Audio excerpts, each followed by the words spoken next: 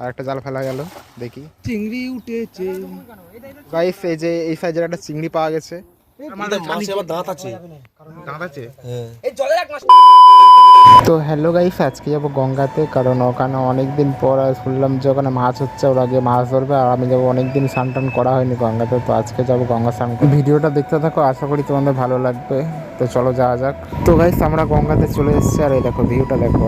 আর এখন মনে হয় জোয়ারের টাইম, সামনে একটা পুল রয়েছে, আর ওই দেখো মাছ ধরছে এরা।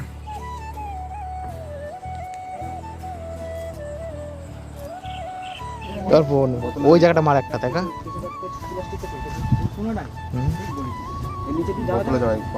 উপর দিয়ে যাওয়া, একদম নিচে আসিস আস্তে আস্তে এই লালমারি পাতে যাও যাও, অসুবিধা হবে না। তো গাইস চিংড়ি উঠেছে। Thank you. গলদা চিংড়ি ওর মা টান দিয়ে দেখিস, কেটে দেয় না যেন আবার। Thank you. সবুর কা ফল মিঠা হতা है, তাই তো। এরপর ভাই ঠোঙগুলো পকেটে ঢুকা। আমার পকেটে যাবে না ঠোঙা, ঠোঙা পকেটে যাবে না। তুমি গলদা চিংড়ি, এটা একটু জল দে। তো গাইস এই যে এই সাইজের একটা চিংড়ি পাওয়া গেছে। এইটুকুনি ব্যবস্থা করো, দেখো বিপদ তারুণী খুলে গিয়েছে তোমার।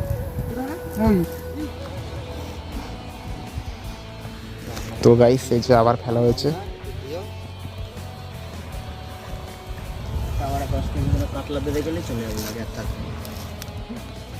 আঙুর ফল টক নাকি? এই ওইগুলো কই ক্যানম্যান ওইগুলো? তো গাইস মাছ ধরা হচ্ছে, এই যে আর একটা জাল ফেলা গেল, দেখি। এই জালটা হেবি সুন্দর হয়ে পড়েছে, দেখি কি মাছ ওঠে এতে। ইলিশ, ইলিশ মানে রিয়েলি আছে তো।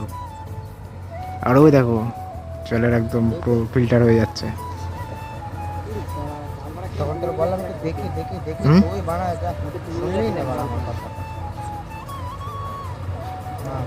না এটা বড় সাইজের উঠে ওর কাতলা মাতলা।